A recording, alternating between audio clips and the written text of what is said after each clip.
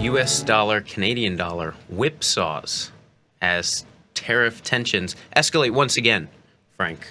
The story continues, and we saw it play out in a big way yesterday in this dollar CAD market, but starting to affect a lot of other markets now as regions like Europe and Japan start to get a bit antsy about what Trump is doing worldwide. And before we get into the exact, the latest on tariffs, it's funny, you could say what you said where, oh man, yesterday we saw a huge whipsaw in dollar CAD pretty much like any week the last month and a half. Because, yeah, there's been so much, we're going to tariff the hell out of Canada. Actually, maybe not so much. Maybe we'll work out a deal. And we've seen now USD CAD skyrocket to 148 and then come all the way off to 142. Yep.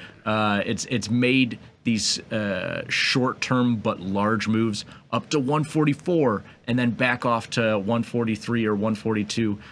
So much whipsawing in this market, but great, short-term back and forth opportunity for those people getting on the other side of or even riding those trends. Yeah, I mean, it's enough of a range. Yeah, if USD CAD goes from 142 to 144 and you're riding that higher and then it goes to 148, hard to believe that you're holding out for man, I got to get to 150 on this one. People are calling for it. But yeah, we'll talk about it too. That does this still have legs? Will reactions stay the same? But yeah, the latest on tariffs. We had news overnight. Here, looking at the right, we have kind of a snapshot of all that's in place, all that's supposed to come out, because I'm getting lost on what's going on. But yeah, this is from yesterday, so that 25% on aluminum, steel went into place against the world last night. But what we've seen as it relates to this market is Canada not backing down, but trying to be our friends. Monday, they placed a tariff on electricity for, I think they supply electricity to 3 states right there on the border. Which ones? Minnesota, New York, and one other. And then Tuesday morning, Trump says, you can't do that. There's no reason for you to do that. That aluminum and steel tariff, we're going to double it for you to 50%. Says that, market reacts instantly. By the afternoon, Canada backs off slightly, and Trump backs off as well. So a lot of posturing there, but Canada doesn't want to lay down completely at all, it appears. And you're watching the Formula One show? This is some high-level drama. Forget about the Formula One. We will double the tariffs. Not 10 to 20, 25 to 50. That's pretty good. And then we will double again. We'll keep redoubling. Can you double past 100%? We're going to find out, I think, in the next couple months. But yeah, let's get to the price action. We can see exactly where these moves were. Not small moves at all. We're looking at around 0.75% to the upside and then to the downside here. Massive. Intraday within the U.S. session right there at 10 a.m.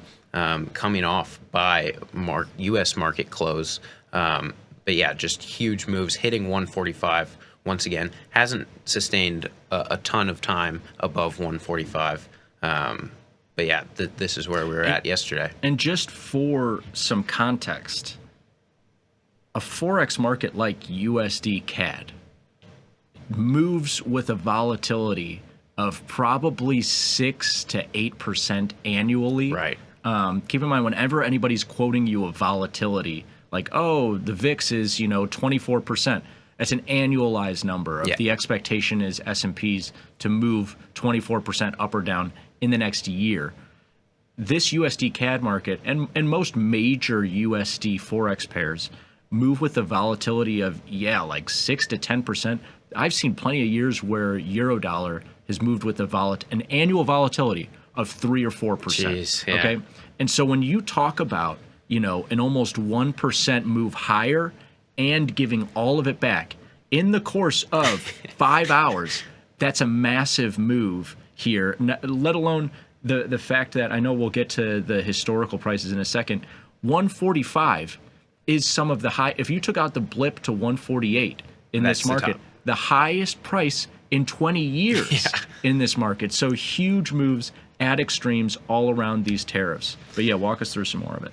Yeah, and so it really begs the question, because you brought up with the title, we could have stamped and repeated this weeks on end, because it appears that people are reacting to this, and people have taken these threats seriously thus far. It'll be a very interesting exercise to see if markets traders continue to price in those policy changes as quickly. And here I just have the daily range, high and low. That's a cool little graphic, yeah. Yep, over year to date. And so we see that huge 400 pip. That was the first tariff announcement over the weekend. And so we had a huge gap that instantly reversed. So a bit of an outlier there. But to me, we're seeing it's pretty consistent. We're still seeing some rapid moves. And I think the timing has to do a lot of this, because we saw, if you look at the end of February, we started to calm down a little bit because there wasn't any new news until March, suspended until March.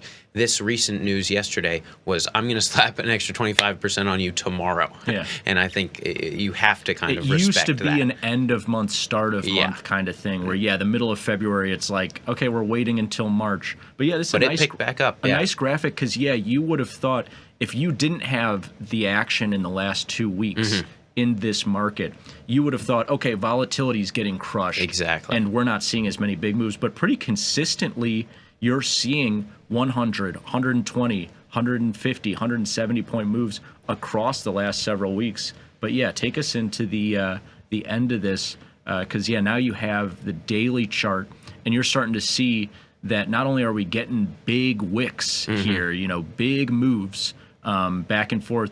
One, we're still really kind of tethered to 144. Yeah. But two, 144 is a very expensive number historically. Yeah, and we only have from around the election here, from last November. But as we've comparing it to a ton of other markets that have seen the Trump trade come all the way up and all the way down, or down and all the way back, depending where you're looking, this one is still higher, notably higher, 3.7% higher from November of last year. Yeah. And you have cases on both sides, because you'd think that if we're in a trade war, we're going to win, and Canada will have to secede. At some point, lay their sword down, and that could lead to completely new heights for this market as we just enter a different economic relationship. Well, you had some bank analysts at